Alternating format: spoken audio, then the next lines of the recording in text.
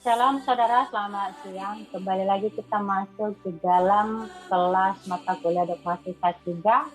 Dalam pertemuan kedua ini kita akan mengetengahkan pembahasan tentang pribadi Roh Kudus.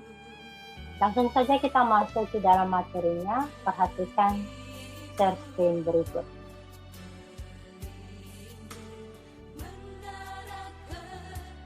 Ya, mengenal Allah Roh Kudus. Yang menjadi pertanyaan pada kita di siang hari ini adalah siapakah Roh Kudus? Saudara, di dalam mistik Jawa ada kata Roh Suci yang dipergunakan untuk mengungkapkan intipati yang hakiki di dalam manusia ataupun jiwanya yang sejati. Nah, Roh Suci itu merupakan batin manusia yang paling dalam. Demikianlah kemudian disebut bahwa sifat-sifat ilahi ada tersembunyi di dalam diri manusia. Oleh karena itu diajarkan bahwa manusia harus mengarahkan pandangannya ke dalam, kepada batinnya yang sedalam-dalamnya, supaya manusia mampu menyadari serta mengalami keesaannya dengan sumber hidup yang kekal ilahi. Tetapi kita juga mengenal istilah Roh Suci di dalam pengakuan iman rasuli. Nah, Roh Suci yang dimaksud dikenal dengan istilah Roh Kudus.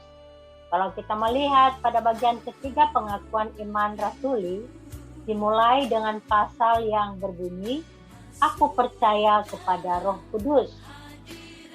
Akan tetapi, istilah Roh Suci yang ada di dalam mistik Jawa dengan Roh Suci atau Roh Kudus yang ada di dalam pengakuan iman rasuli tidak memiliki hubungan sama sekali. Ya, karena Roh Kudus atau Roh Suci sebagaimana yang dimaksud di dalam pengakuan iman rasuli, datangnya dari luar atau datangnya dari atas, datangnya dari Allah sendiri yang menyatakan dirinya kepada kita serta bertindak kepada kita. Kalau di dalam mistik Jawa tadi mengungkapkan bahwa Roh Suci itu sudah ada tersembunyi di dalam diri manusia, sehingga di dalam primbon Jawa manusia dituntut untuk melihat ke dalam, ya, mengarahkan pandangannya ke dalam batinnya. Tetapi di dalam iman Kristen kita akan mengarahkan pandangan kita ke atas, ya, karena Roh Kudus yang dimaksud di dalam pengakuan iman rasuli berasal dari luar manusia, yang mana ia masuk di dalam diri manusia, menyatakan dirinya di dalam diri manusia dan bertindak terhadap kita, saudara. Ya, dari mana kita tahu semua itu? Ya, tentu kita mengetahuinya melalui kesaksian Alkitab sendiri. Ya, di mana Alkitab memberi kesaksian tentang bagaimana turunnya Roh Kudus ke dunia. Ya, di mana Roh Kudus yang turun ke dunia adalah pemberian terbesar Allah bagi gereja. Hidup kekal adalah janji terbesar dari Allah. Hidup kekal diberikan melalui Roh Kudus yang membawa kita untuk taat kepada Kristus. Terlepas dari itu, kalau kita melihat pada abad 20 banyak orang menamainya sebagai abad Roh Kudus. Karena itu, penting bagi kita untuk mengetahui secara teliti apa yang dikatakan oleh Alkitab mengenai siapa Roh Kudus yang sesungguhnya. Walaupun di dalam pengakuan iman rasuli tadi sudah dijelaskan bahwa kita percaya kepada Roh Kudus karena Roh Kudus adalah Allah, tetapi kita juga membutuhkan bukti-bukti tentang siapa Roh Kudus di dalam Alkitab kita. Ya, Roh Kudus atau istilah roh merupakan terjemahan dari kata bahasa Yunani, yaitu pneuma yang berarti nafas atau angin. Pada pertemuan pertama minggu lalu, Bu Nilam sudah menjelaskan apa yang dimaksud dengan Roh Kudus, apa yang dimaksud dengan pneumatologi.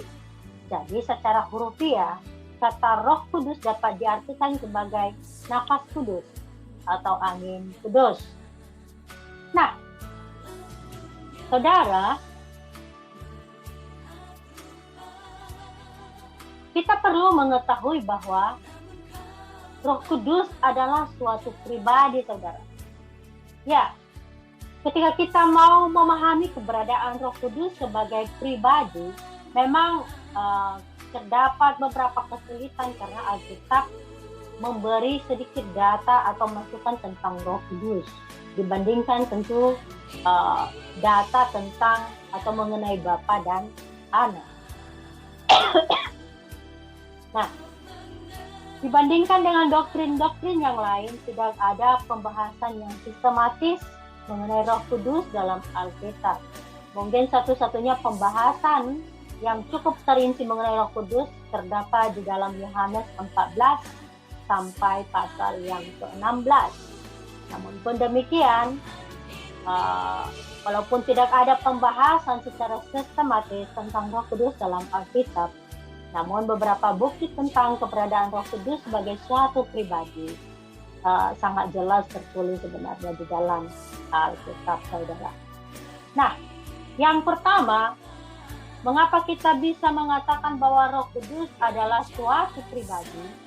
Karena sebutan atau kata ganti ia dan dia dipakai untuk Roh Kudus. Coba saja perhatikan nanti di dalam Yohanes 14 ayat 16 dan 17, kemudian Yohanes 15 ayat 16, Yohanes 16 ayat 7 sampai 14. Ya, kedua kata ganti yang dimaksud tersebut dipakai untuk Roh Kudus. Nah, tentu hal ini membuktikan bahwa ia pribadi yang pasti, saudara. Ia pribadi yang pasti. Nah, yang kedua, Roh Kudus memiliki dan menunjukkan sifat-sifat dari suatu pribadi. Yang pertama, Roh Kudus memiliki pengetahuan atau kecerdasan. Coba saja kita buka di dalam 1 Korintus 2 ayat 10 sampai 11 dan ayat 13. Dijelaskan di sana bahwa coba kita lihat, saya akan buka dan bacakan kepada kita.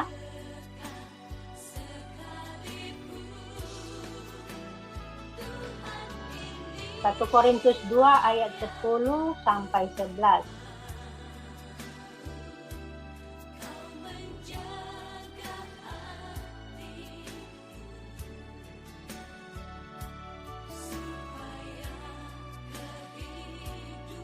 Ya, 1 Korintus 2 ayat 10 sampai 11 dan juga ayat 13 berbunyi demikian. Karena kepada kita Allah telah menyatakannya oleh Roh, sebab Roh menyelidiki segala sesuatu, bahkan hal-hal yang tersembunyi dalam diri Allah. Siapa gerangan di antara manusia yang tahu apa yang terdapat di dalam diri manusia selain roh manusia sendiri yang ada di dalam dia? Demikian pula lah tidak ada orang yang tahu apa yang terdapat di dalam diri Allah selain roh Allah. Ayat 13, dan karena kami menafsirkan hal-hal rohani kepada mereka yang mempunyai roh, kami berkata-kata tentang karunia-karunia Allah dengan perkataan yang bukan diajarkan kepada kami oleh hikmat manusia, tetapi oleh roh. Nah, kalau dikatakan bahwa Roh Kudus memiliki pengetahuan atau kecerdasan, ini terbukti dari apa yang dituliskan oleh Paulus kepada jemaat Korintus, bahwa apa yang diperkatakan oleh Paulus dan rekan-rekan sepelayanannya bukanlah perkataan manusia, melainkan perkataan dari Roh Allah atau Roh Kudus. Yang kedua, bahwa Roh Kudus memiliki perasaan, saudara. Kita bisa buktikan itu di dalam Efesus pasal 4 ayat 30. Saya akan bacakan kepada kita Efesus pasal 4 ayat 30.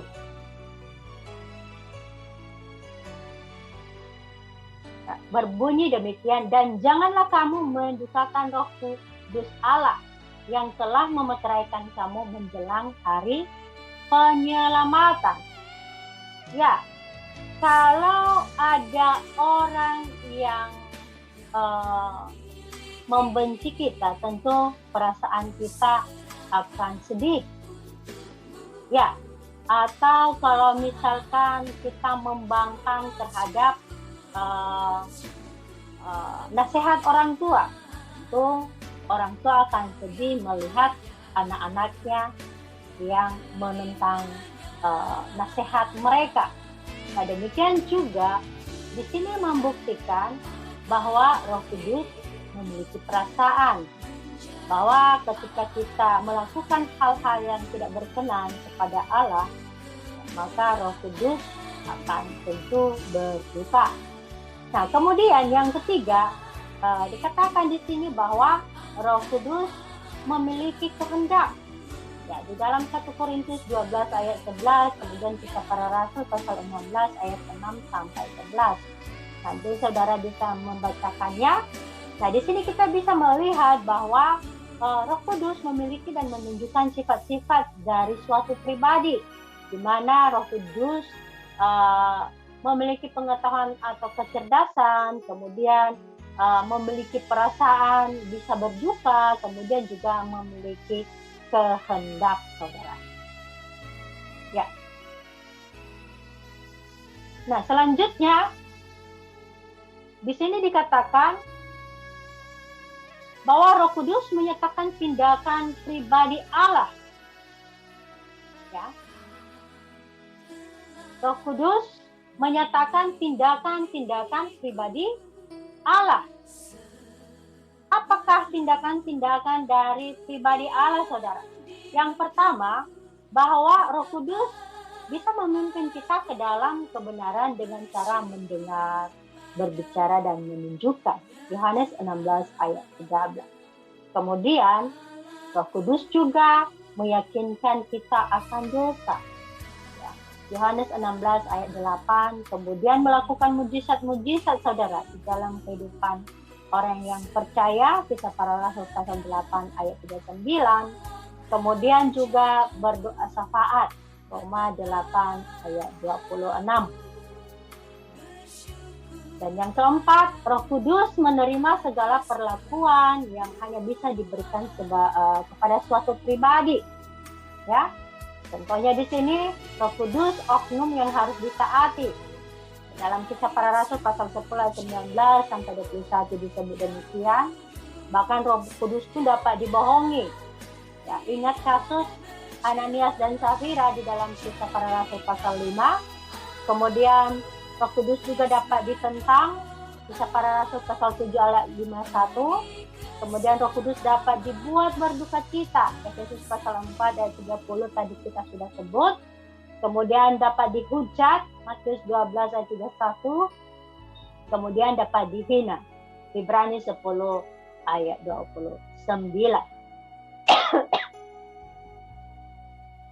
Semua apa yang kita pelajari, ya, yang kita jelaskan, menunjukkan bahwa Roh Kudus adalah suatu pribadi, bukan hanya sebuah kuasa, tetapi merupakan pribadi. Nah, Roh Kudus adalah Allah.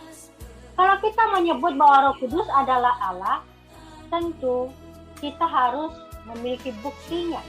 Nah, bukti-bukti apakah yang menjelaskan bagi kita bahwa Roh Kudus adalah Allah? Pertama, sebutan-sebutan Roh Kudus membuktikan bahwa dia adalah Allah. Kita bisa melihat di dalam Kisah Para Rasul pasal 16 ayat 7.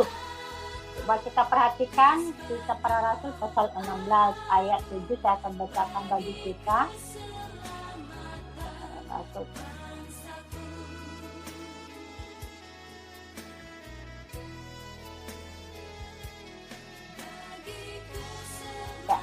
Di sini Kisah Para Rasul pasal 16 ayat ke-7 berbunyi demikian, dan setibanya di Misia mereka mencoba masuk ke daerah Bitinia, tetapi Roh Yesus tidak mengizinkan mereka.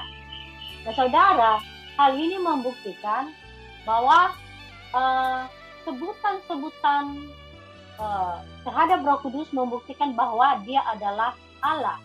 Walaupun mungkin di sini menggunakan kata Roh Yesus, tetapi yang dimaksud di sini adalah keberadaan dari Roh Kudus. Dan selanjutnya dalam 1 Korintus 6 ayat 11.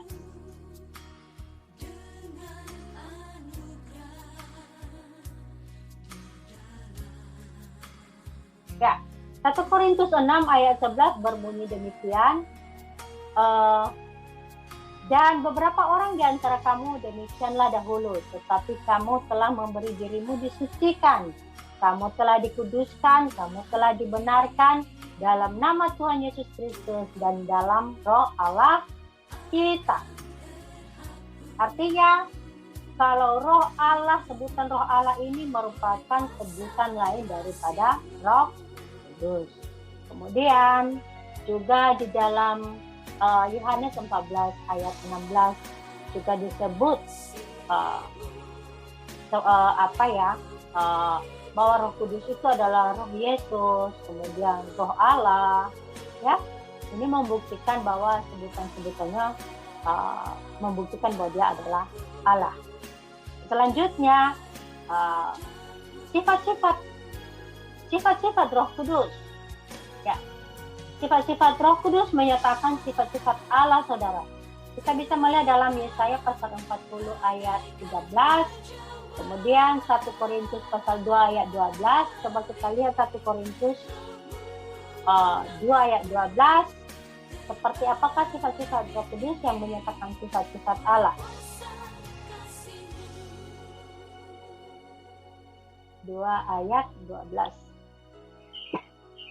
Nah, bunyinya demikian, kita tidak menerima roh dunia, tetapi roh yang berasal dari Allah. Ya, ini adalah pesan Paulus kepada jemaat yang ada di Korintus. Paulus menegaskan bahwa ketika kita menjadi orang percaya, ketika jemaat Korintus menjadi orang percaya, maka mereka tidak menerima roh dari dunia, tetapi roh yang berasal dari Allah.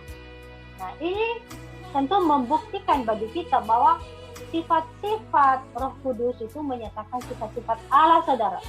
Selanjutnya dalam Mazmur 139 ayat 7, kemudian ayat 33 ayat 4, kemudian Mazmur 104 ayat 30.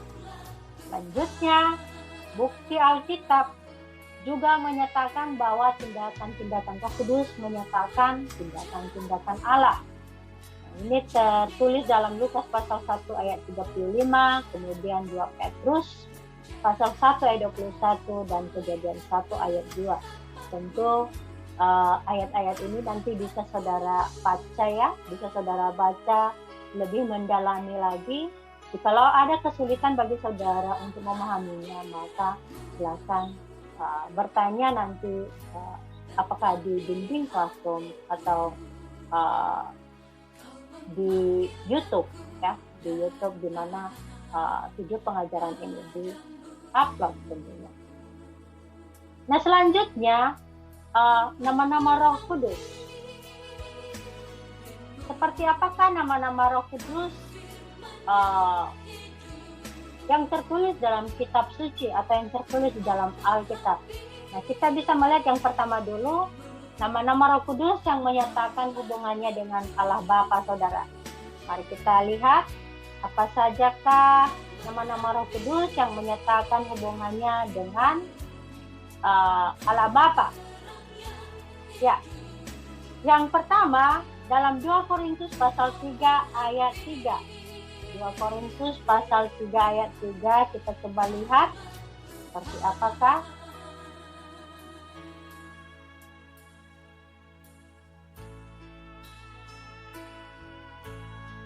Berbunyi demikian, karena telah ternyata bahwa kamu adalah surat Kristus yang ditulis oleh pelayanan kami, Ditulis bukan dengan tinta, tetapi dengan roh dari Allah yang hidup. Bukan pada loh-loh batu, melainkan pada loh-loh daging, yaitu di dalam hati manusia. Roh dari Allah yang hidup, saudara. Jadi, nama-nama Roh Kudus yang menyatakan hubungannya dengan Allah Bapa yang pertama disebut sebagai Roh Allah yang hidup. Dan yang kedua dalam Yohanes 3 ayat 6 sampai 8 disebut sebagai roh dengan huruf kapital. Selanjutnya, nama-nama Roh Kudus yang menyatakan hubungannya dengan Yesus Kristus. Coba kita melihat di dalam Roma pasal 8 ayat 9. Roma pasal 8 ayat 9 berbunyi demikian. Tetapi kamu tidak hidup dalam daging, melainkan dalam roh. Jika memang roh Allah diam di dalam kamu. Tetapi jika orang tidak memiliki roh Kristus, dia bukan milik Kristus. Jadi nama Roh Kudus yang menyatakan hubungannya dengan Yesus Kristus. Yang pertama adalah Roh Kristus. Artinya Roh Kudus disamakan dengan Roh Kristus. Jika orang tidak memiliki Roh Kudus, maka ia bukan milik Kristus. Selanjutnya, kita bisa melihat juga di dalam Galatia pasal 4 ayat 6. Galatia pasal 4 ayat 6. Berbunyi demikian, dan karena kamu adalah anak, maka Allah telah menyuruh roh anaknya ke dalam hati kita yang berseru, ya Aba, ya Bapa. Nah, Roh Kudus nama Roh Kudus yang menyatakan hubungannya dengan Yesus Kristus adalah disebut di sini sebagai roh anaknya, ya, roh anaknya ke dalam hati kita. Jadi disebut sebagai roh anaknya. Dan yang ketiga, di dalam Kisah Para Rasul pasal 16 ayat 7 serta Filipi pasal 1 ayat 19 disebut sebagai roh Yesus Kristus. Ya, Roh Kudus disebut sebagai roh Yesus Kristus. Nah, yang ketiga, nama-nama Roh Kudus yang menyatakan perangai dan pekerjaannya. Yang pertama dalam Yohanes 14 ayat 17, kemudian Yohanes 15 ayat 26, kemudian pasal 16 ayat 13, maka Roh Kudus disebut sebagai roh kebenaran. Kemudian dalam Efesus pasal 1 ayat 13, Roh Kudus disebut sebagai Roh Kudus yang dijanjikan. Kemudian di dalam Roma pasal 8 ayat 2 disebut roh yang memberi hidup. Nah, untuk ayat-ayat tersebut nanti saudara bisa mendalaminya, membacanya, dan jika ada pertanyaan silakan dituliskan di dinding Google Classroom di mana link materi ini akan di-upload. Ya. Nah, selanjutnya bagaimana, apa maksudnya berdosa atau bersalah kepada Roh Kudus? Ya, apa yang dimaksud dengan berdosa atau bersalah kepada Roh Kudus? Nah, saudara, berdosa atau bersalah kepada Roh Kudus dapat dibuat oleh pertama orang tidak percaya, kemudian tentu yang kedua adalah orang yang percaya. Nah, pertanyaannya adalah seperti apakah perbuatan berdosa atau bersalah yang dilakukan oleh orang tidak percaya dan juga orang percaya terhadap Roh Kudus? Nah, yang pertama kita bisa melihat dulu berdosa atau bersalah kepada Roh Kudus yang diperbuat oleh orang tidak percaya. Nah, yang pertama di sini kita bisa melihat di dalam Kisah Para Rasul pasal 7 ayat 51 sampai 57. Kisah Para Rasul pasal 7, coba kita akan lihat dan kita akan bacakan ayat 51 sampai 57.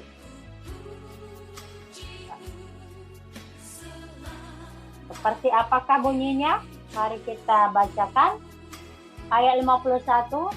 Hai orang-orang yang keras kepala dan yang tidak bersunat hati dan telinga, kamu selalu menentang Roh Kudus. Sama seperti nenek moyangmu, demikian juga kamu. Siapakah dari nabi-nabi yang tidak dianiaya oleh nenek moyangmu? Bahkan mereka membunuh orang-orang yang lebih dahulu memberitakan tentang kebenaran orang benar, kedatangan orang benar, yang sekarang telah kamu khianati dan kamu bunuh. Kamu telah menerima hukum Taurat yang disampaikan oleh malaikat-malaikat, akan tetapi kamu tidak menurutinya. Ketika anggota-anggota mahkamah agama itu mendengar semuanya itu, sangat tertusuk hati mereka, maka mereka menyambutnya dengan gertakan gigi. Tetapi Stefanus yang penuh dengan Roh Kudus menatap ke langit lalu memuliakan, lalu melihat kemuliaan Allah dan Yesus berdiri di sebelah kanan Allah. Lalu katanya, sungguh aku melihat langit terbuka dan anak manusia berdiri di sebelah kanan Allah. Maka berteriak-teriaklah mereka dan sambil menutup telinga serentak menyerbu dia. Nah, kita bisa melihat ini adalah tentang kisah Stefanus. Bagaimana Stefanus dibunuh. Sebelum dibunuh, Stefanus bersaksi, ya, di mana Stefanus berkata, hai orang-orang yang keras kepala dan yang tidak bersunat hati dan telinga, kamu selalu menentang Roh Kudus sama seperti nenek moyang kamu, demikian juga kamu. Nah, orang yang tidak percaya, ya, yang berdosa kepada Roh Kudus dalam Kisah Para Rasul pasal 7 ayat 51 sampai 57 ini menyatakan bahwa orang tidak percaya menentang Roh Kudus. Ya, yang pertama adalah menentang Roh Kudus. Yang kedua, berdosa atau bersalah kepada Roh Kudus yang diperbuat oleh orang tidak percaya, kita bisa melihat dalam Ibrani 10 ayat 29. Ibrani 10 ayat 29 bunyinya demikian. Betapa lebih beratnya hukuman yang harus dijatuhkan atas dia yang menginjak-injak anak Allah, yang menganggap najis darah perjanjian yang menguduskannya, dan yang menghina roh kasih karunia. Jadi di sini dalam Ibrani pasal 10 ayat 29 ini perbuatan bersalah atau berdosa yang dilakukan oleh orang tidak percaya adalah menghina atau menginjak-injak Roh Kudus.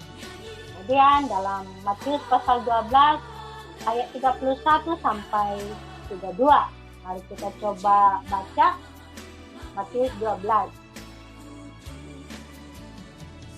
Matius 12 ayat 31-32 berbunyi demikian. Sebab itu aku berkata kepadamu, segala dosa dan hujat manusia akan diampuni, tapi hujat terhadap Roh Kudus tidak akan diampuni.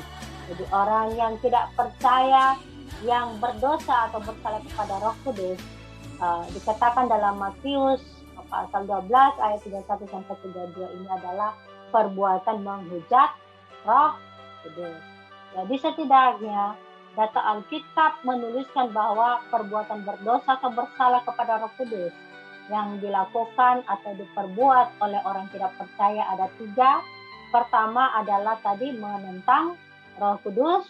Yang kedua, menghina atau menginjak-injak Roh Kudus. Dan yang ketiga, menghujat Roh Kudus. Nah, selanjutnya saudara, berdosa atau bersalah kepada Roh Kudus yang dilakukan atau diperbuat oleh orang percaya. Kita bisa melihat di sini apa saja perbuatan orang percaya yang melakukan kesalahan atau perbuatan dosa terhadap Roh Kudus. Nah, yang pertama kita bisa melihat dalam Efesus pasal 4 Efesus pasal 4 ayat 30 sampai 31.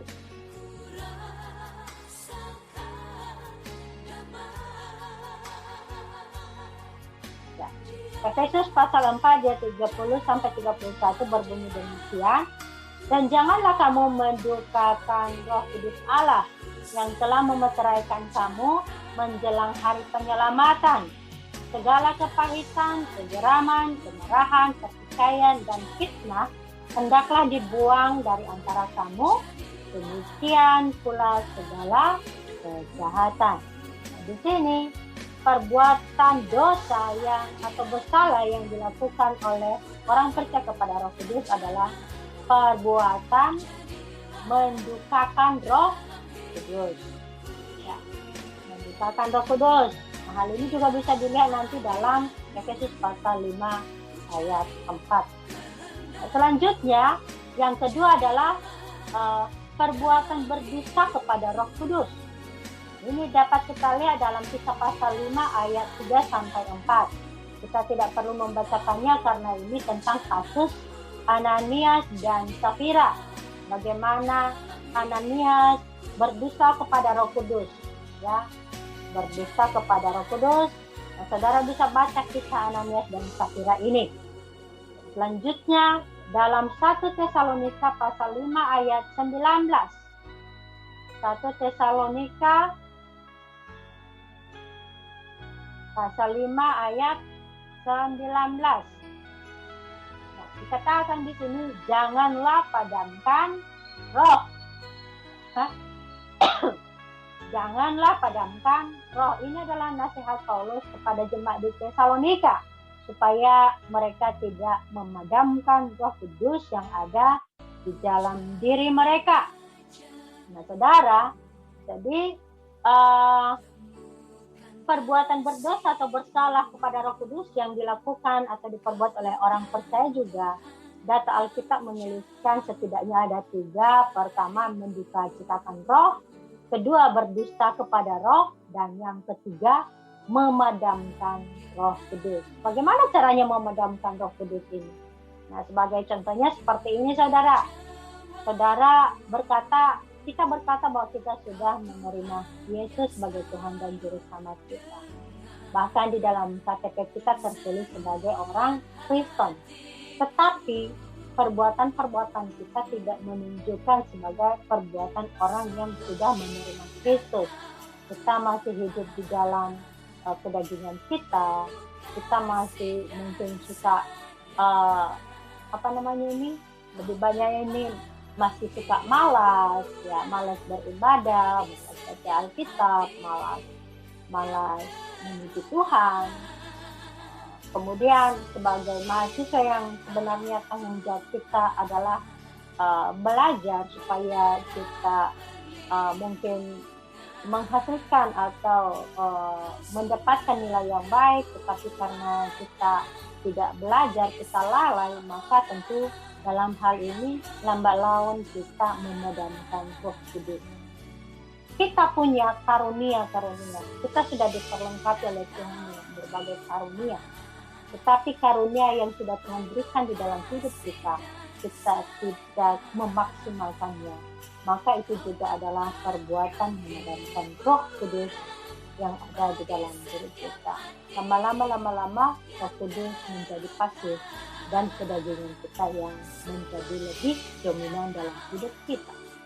Saudara, jika demikian, maka tentu itu adalah perbuatan yang memadamkan roh di dalam diri kita. Oleh karena itu, ketika kita berbicara tentang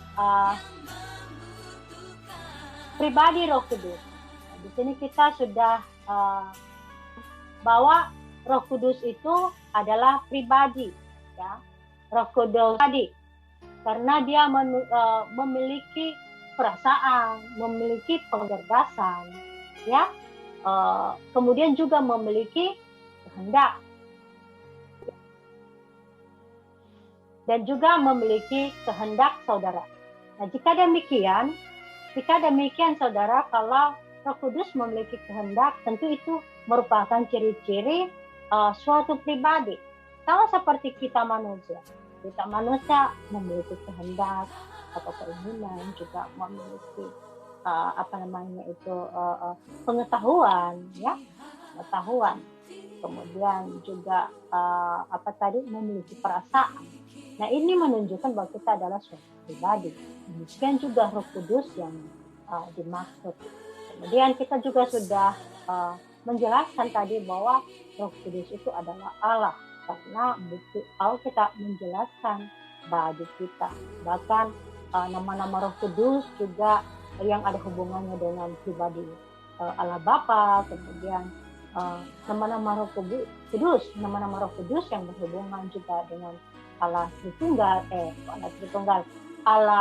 maksudnya dengan Yesus Kristus, ya, itu semua sudah dijelaskan. Nah, saudara, demikian penjelasan tentang Roh Kudus secara khusus, tentang pribadi Roh Kudus yang berhubungan dengan pribadi Roh Kudus.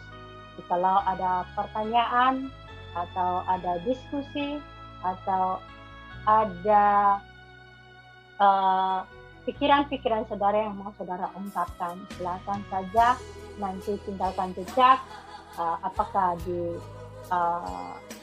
dinding Classroom, di mana link dari video ini akan Gumilang upload ke sana, atau langsung di bawah YouTube, ya, di kolom komentar sudah bisa memberikan pertanyaan atau tanggapan terhadap materi ini.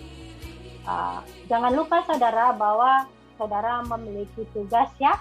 Saudara ada tugas di mana tugas ini nanti akan diupload pada pertemuan yang ketiga. Perhatikan tugasnya. Gumilang akan coba share. Ya, belum buka. Sebentar, cari dulu.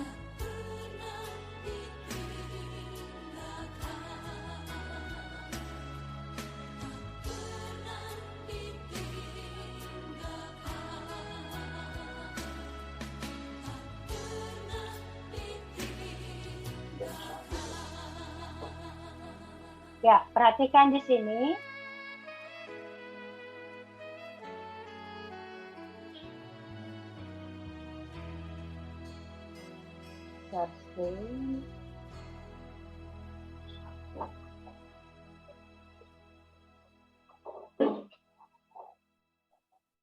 Nah, perhatikan di sini tugas 1, saudara, ya.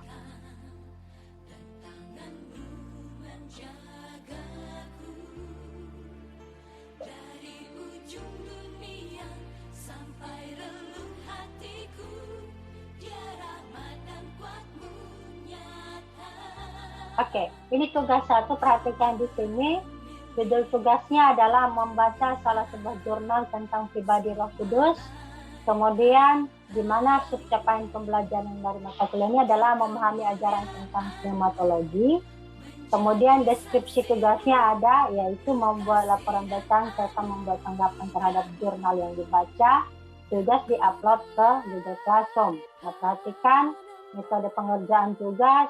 Pertama, saudara bisa browsing jurnal tentang pribadi Roh Kudus di internet, kemudian dibaca dan ditanggapi dengan sistematika penulisan. Judul jurnalnya apa, nama penulisnya siapa, volume jurnal, volume berapa, kemudian bulan dan tahun jurnal, tahun berapa, kemudian halaman jurnal, berapa, kemudian deskripsi jurnal, kemudian tanggapan terhadap jurnal. Ya, ini kemudian nanti diupload di bawah tugas 1 yang akan Gumilang buat di dalam Google Classroom. Nah, untuk bobot tugas ini sebesar 25% dari 100% penilaian mata kuliah. Demikian saja, saudara. Maka pada siang hari ini kita akan mengakhiri materi ini. Tuhan Yesus memberkati.